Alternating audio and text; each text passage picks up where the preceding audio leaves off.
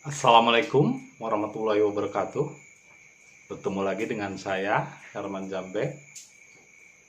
Kali ini saya akan membicarakan tentang hakul yakin. Hakul yakin. Tapi sebelumnya, seperti biasa, yuk mari kita ngopi. Ngobrol perihal iman, ngobrol perihal Islam. Luar biasa.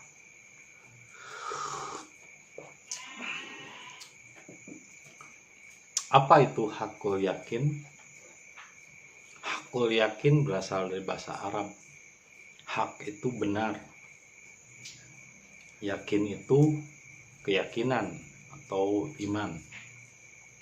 Jadi benar keimanannya apabila benar keilmuannya. Karena iman tanpa ilmu itu seperti pohon tidak berakar. Sedangkan ilmu tanpa amal itu seperti seperti pohon tidak berbuah. Jadi sebetulnya sajarah itu adalah perumpamaan.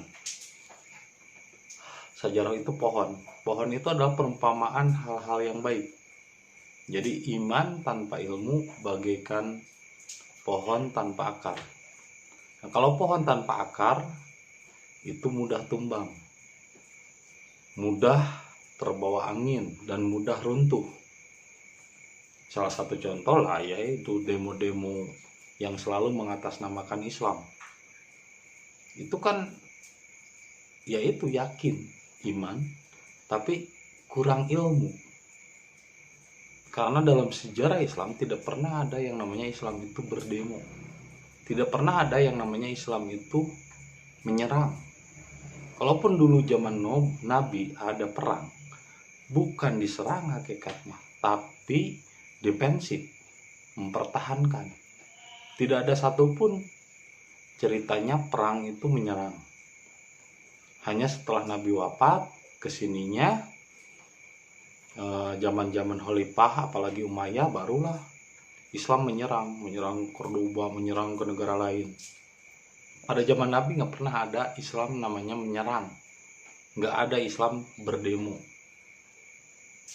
Satu-satunya Islam menyerang itu pada perang Uhud, di Bukit Uhud. Itu benar Islam menyerang, tapi akhirnya Islam kalah taktik karena justru terjebak oleh siasat orang-orang kafir saat itu yang seperti seolah kabur padahal mereka berbelok ke bukit. Dan ketika orang Islamnya turun mengambil ghanimah atau harta rampasan perang, orang kafirnya menguasai Bukit Uhud. Dan saat itulah Nabi Muhammad giginya tanggal, jatuh dan berdarah. Karena apa? Karena jatuh dari kuda dan dilindungi oleh Amir Hamzah. Sehingga Amir Hamzah meninggal karena punggungnya terkena panah untuk melindungi Nabi Muhammad. Sampai hatinya Hamzah itu dibedah dan dimakan sama Hindun, istrinya Bani Umayyah, itu istrinya Abu Sufyan. Abu Sufyan ini padahal pamannya. Istrinya Abu Sufyan itu Hindun padahal bibinya. Tapi sangat membenci Nabi Muhammad. Dan yang mendirikan Khalifah Umayyah. Nah, pada zaman itulah kitab dirombak pada zaman Umayyah untuk kepentingan Khalifah, untuk kepentingan kekuasaan. Nah, makanya ketika kita beriman kepada sesuatu, kita harus pahami dulu ilmunya. Pahami dulu apa yang akan kita yakini. Jangan sampai kita yakin kepada sesuatu yang tidak ada pembuktiannya.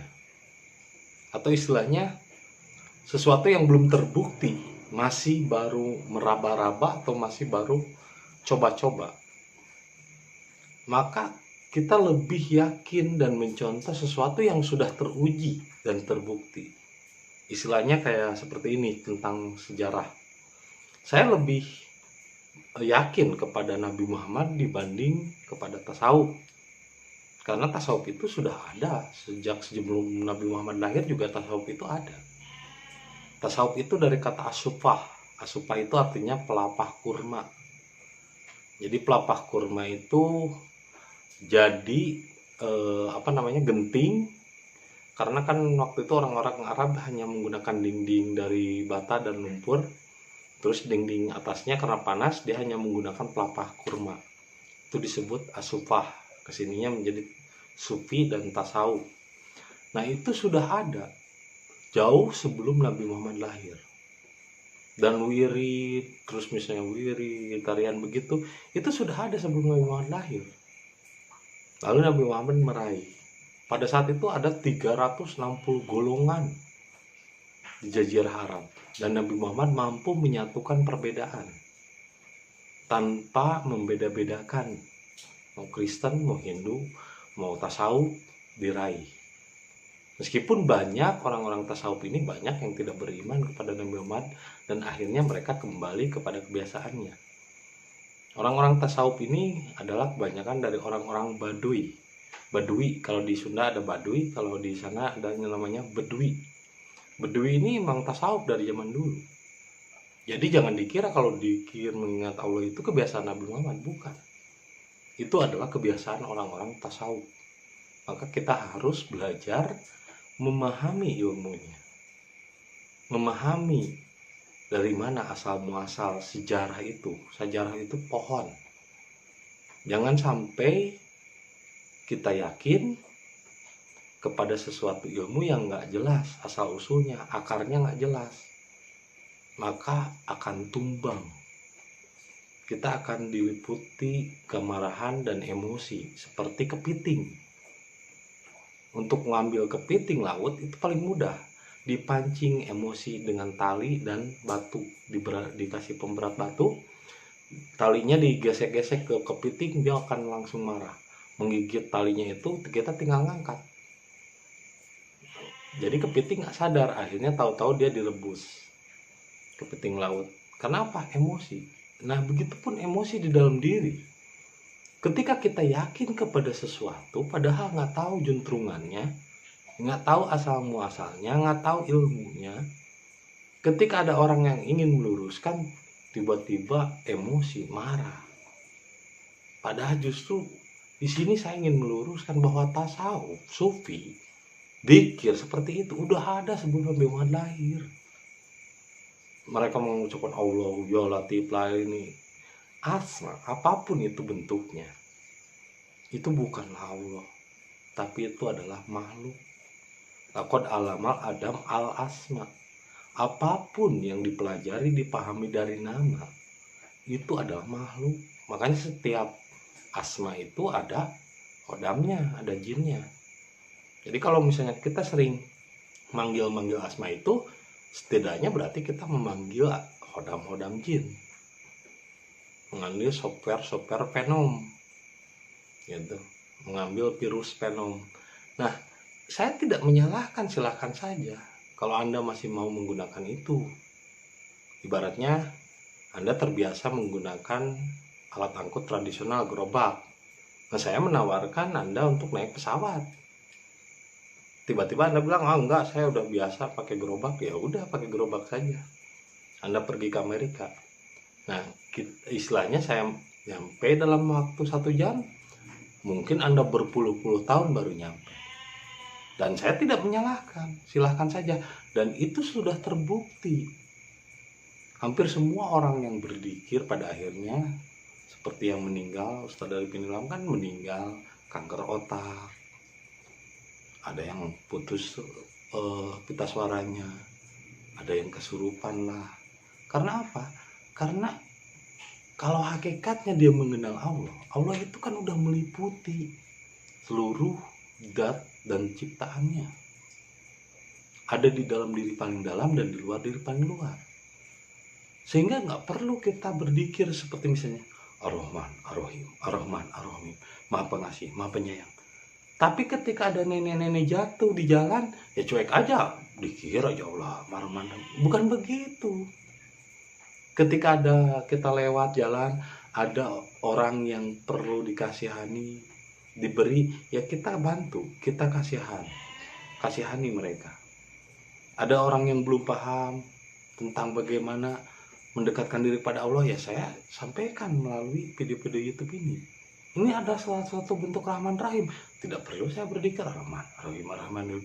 Dengan berbagi ilmu, berbagi materi, berbagi tenaga, itu sudah Ar-Rahman Ar-Rahim.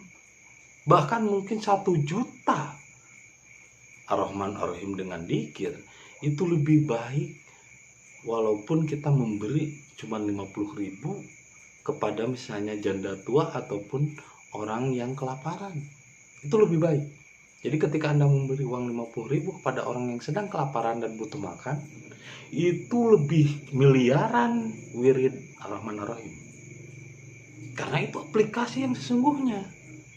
Rahman Rahim bukan diwiridkan, bukan diucapkan. Kan kata-kata asma itu kan cuma petunjuk.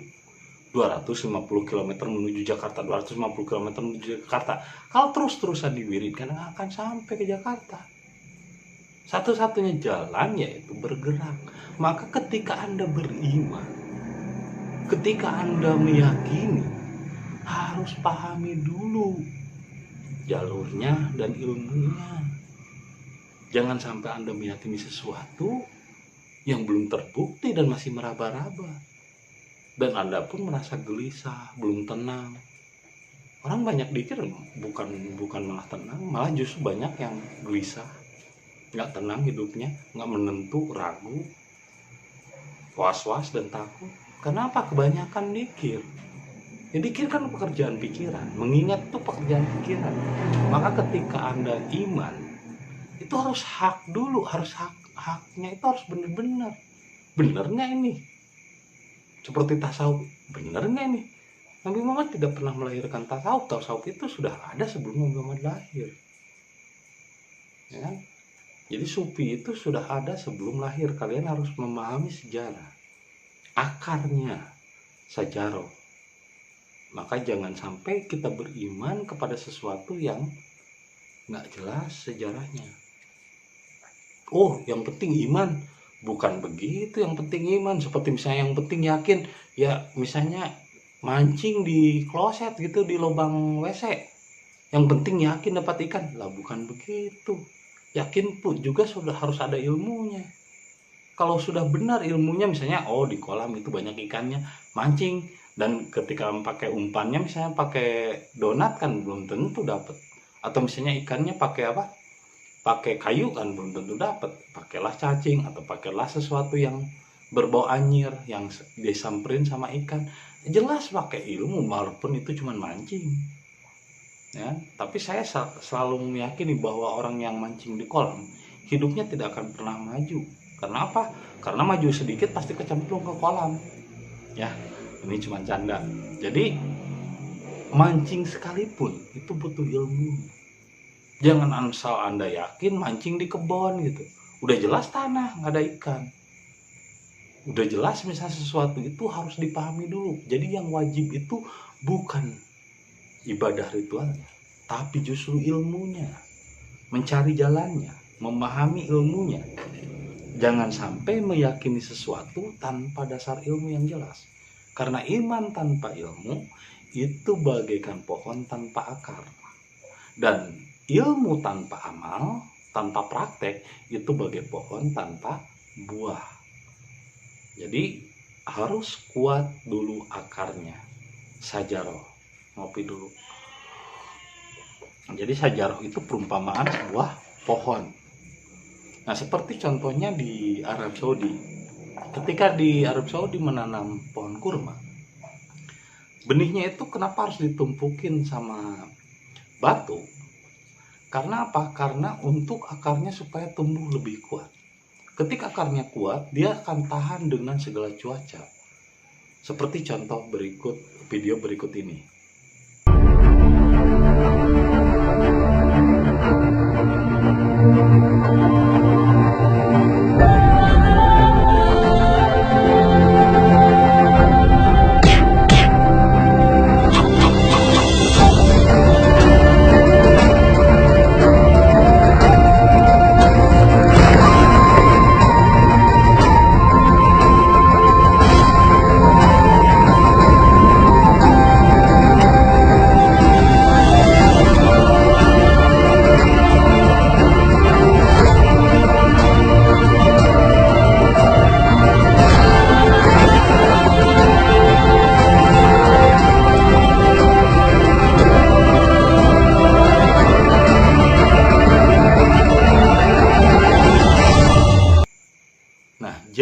jelas bahwa iman itu harus sesuai dengan ilmunya.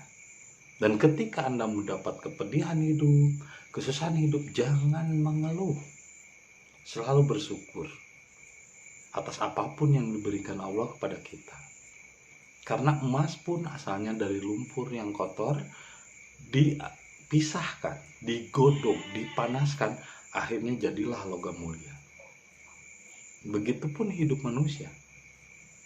Asalnya hina, tapi digodok melalui penggodokan, kesusahan hidup bisa jadi justru cara Tuhan agar hidup kita mulia.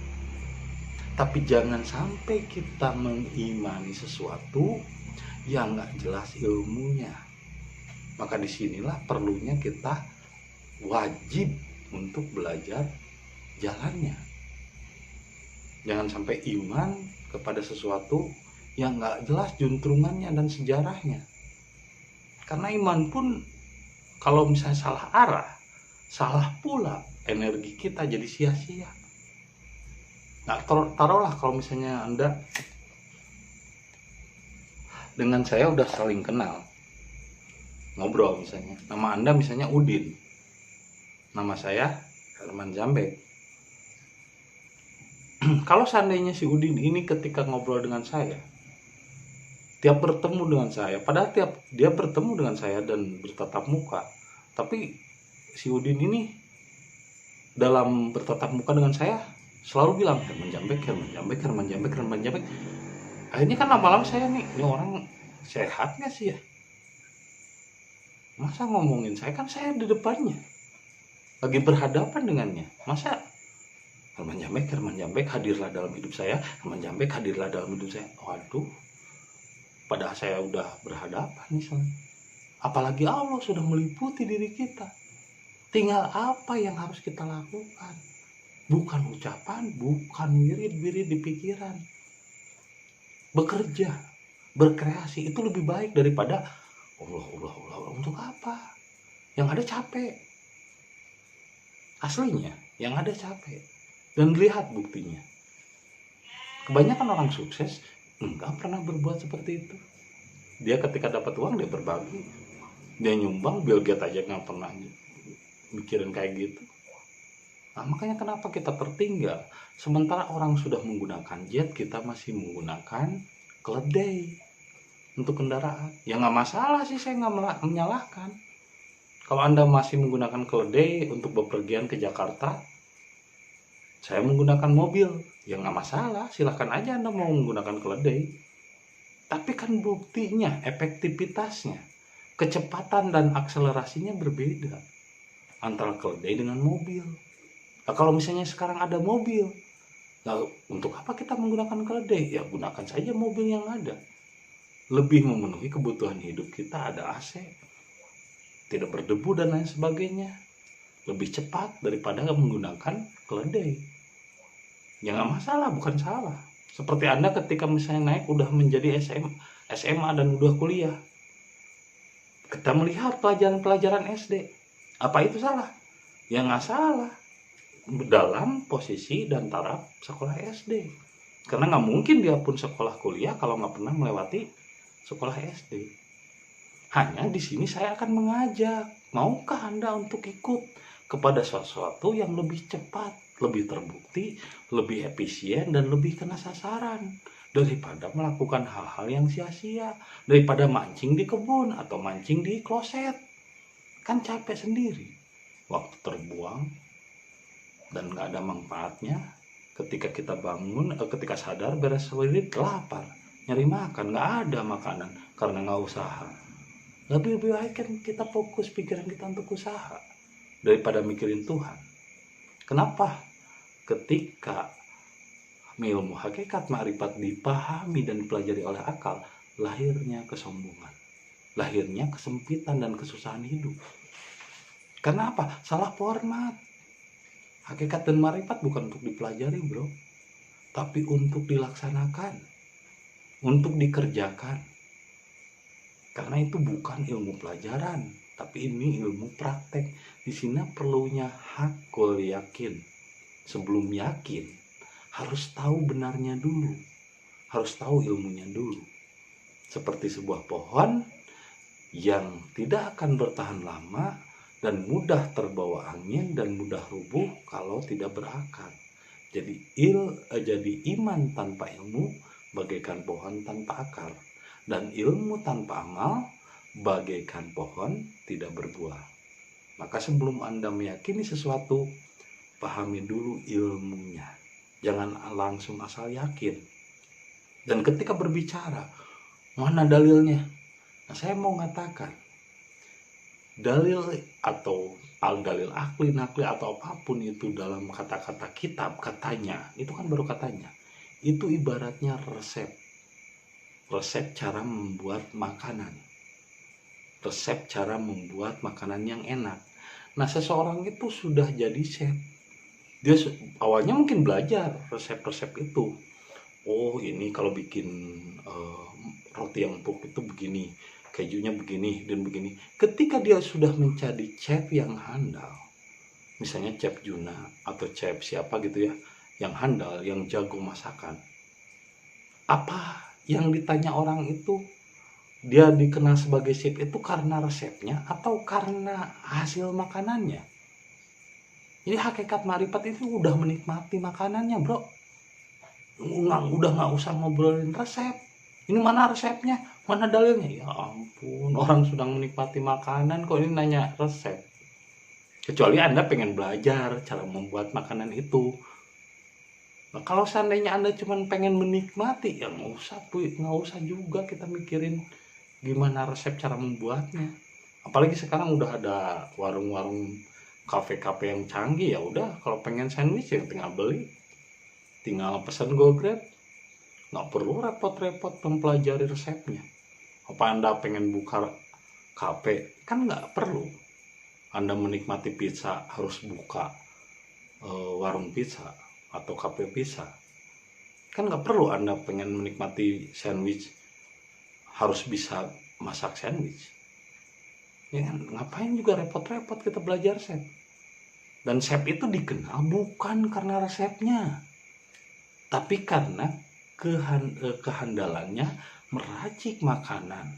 Bahkan bisa jadi ada satu makanan yang memang dibuat dengan inovatif, dengan kreasi-kreasi ciptaannya sendiri, menghasilkan suatu makanan. Kalau diresepkan lagi dan dibuat resepnya, dibukukan, ketika dipraktikkan sama orang lain belum tentu hasilnya sama, karena setiap tangan beda cita rasa. Lagi pula kalau makanan itu kan tergantung rasa. Seperti contohnya kakek saya dulu chef di zaman Jepang. Nah, ibu saya juga termasuk chef, tukang masak gitu kan di Abu Dhabi, Dubai. Ibu saya itu udah pulang sekarang. Jadi ketika saya kecil saya selalu ingat makanan kakek saya yang enak, makanan ibu saya juga.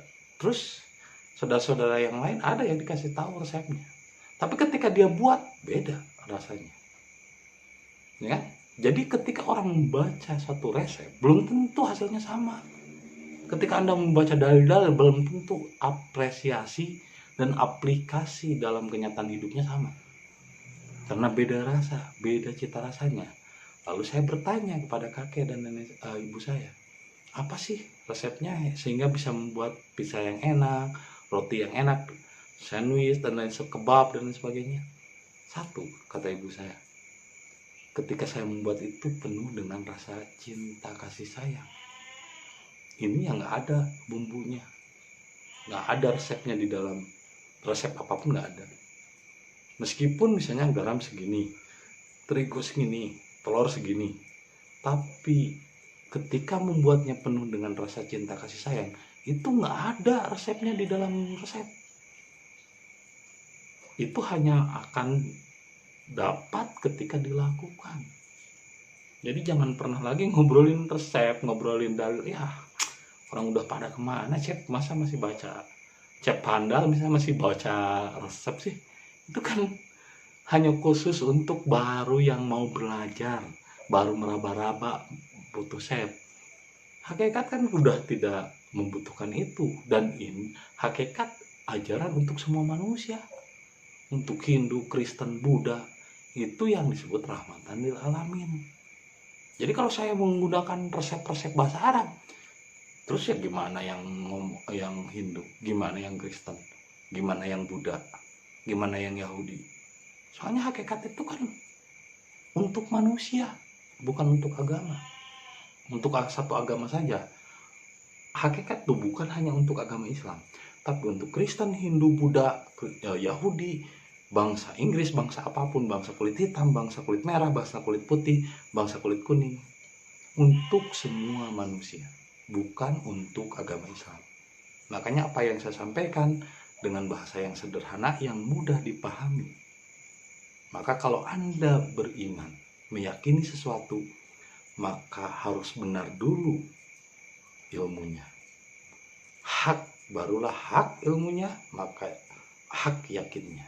Itulah yang disebut hakul yakin. Itu saja yang bisa saya sampaikan.